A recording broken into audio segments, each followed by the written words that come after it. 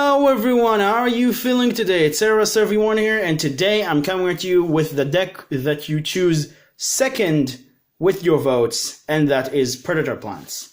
Predaplants is a very fun deck. It has a lot of weapons at its disposal, it's pretty budget, and it's just really good. You have a lot of cool things that you can do here. I'm pretty sure that I didn't put 100% every good card in this deck because you can only fit so much in a 40 card deck. But overall, it's a really fun deck. You have a lot of things that you can do. And if you have any suggestions in order to make them better, put them in the comment down below. I will be more than happy to playtest them right out. So yeah, let's get started.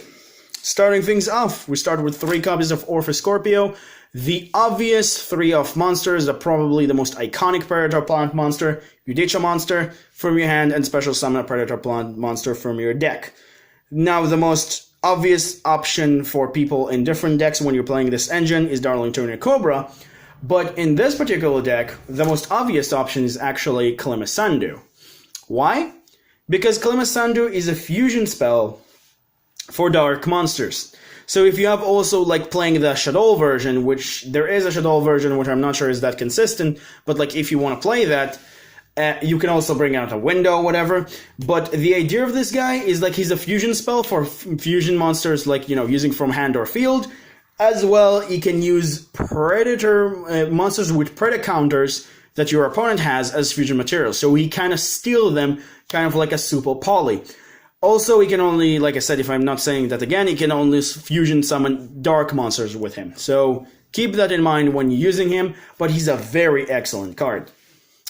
Next up, for the one-off Predaplant monsters, we'll run 1 copy of Predaplant Bungus Koger, or whatever his name is.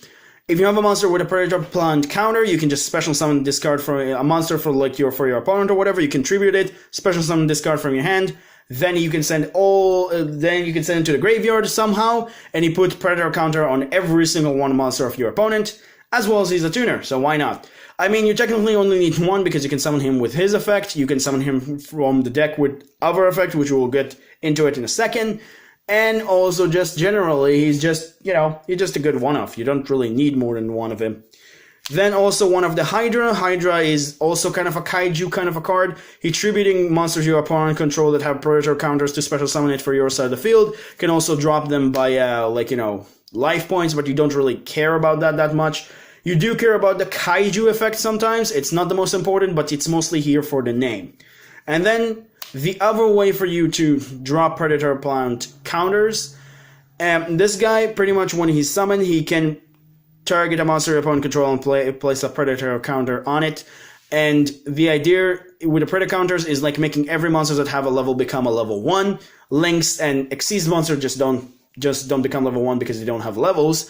But generally, sometimes if you don't see any of your other things, you can, like Orpheus Scorpio with this, you can pretty much normal summon this.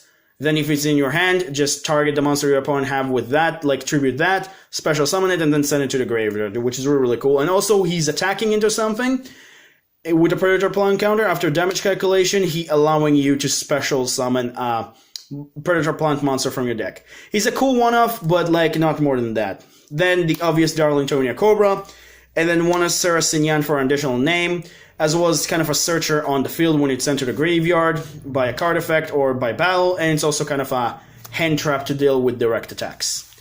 And that pretty much does it for the monsters for Predaplants. 11 of those, I think that's more than enough. Then we'll move on to the obvious 3 of monsters that are going to help them, and that is 3 copies of Lawnfire Blossom. Obvious, it's a 3-off, because it's cutting your deck down, and it's also a really good card. And then a card that a lot of people will not expect, but I think when you think about it, it's actually pretty good.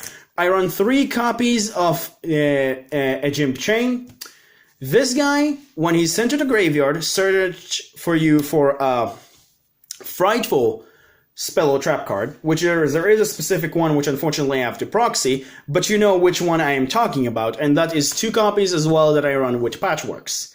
Why is that so good and I'm running 3 of this and 2 of Patchworks? Because this one is not a brick in your hand, none all the time, because he's a dark monster.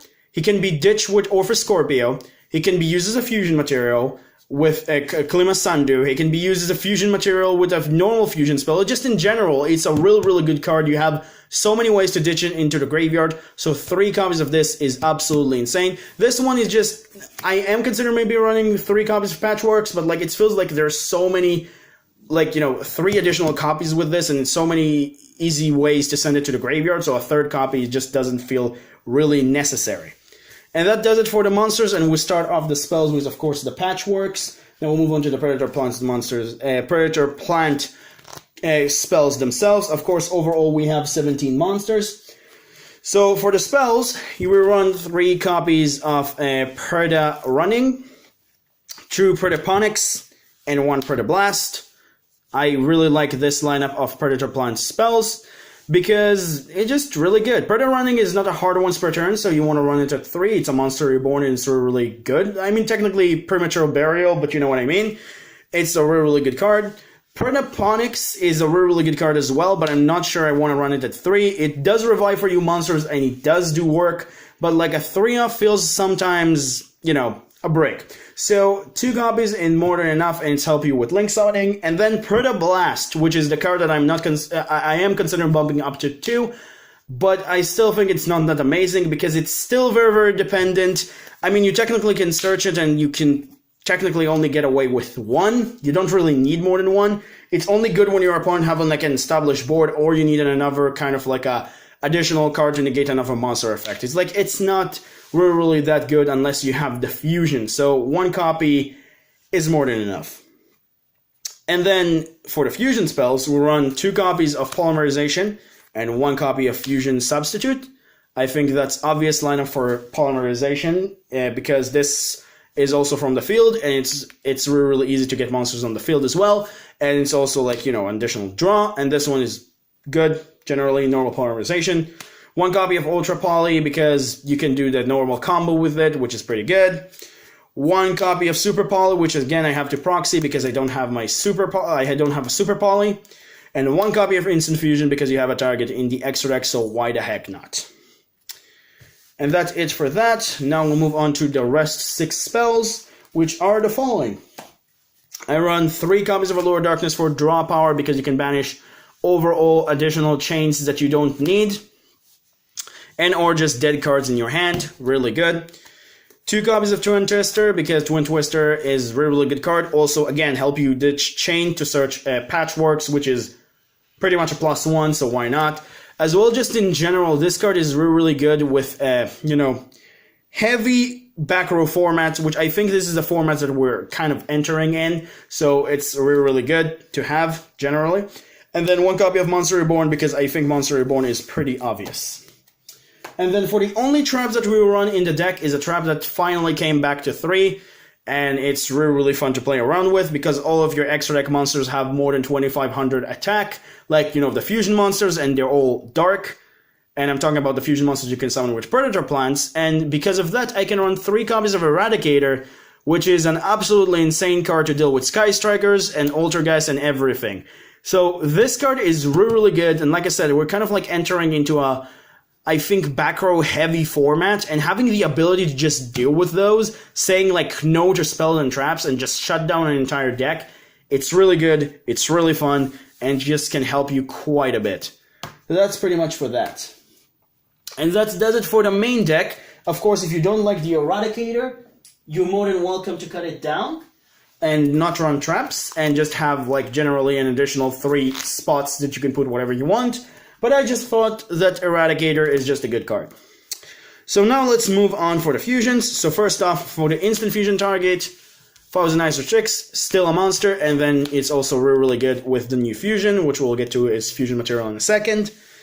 2, Chimera Rafflesia, because Chimera Rafflesia is a pretty obvious choice. It's give you a search for fusion, it can banish a monster with lower level than it, I believe.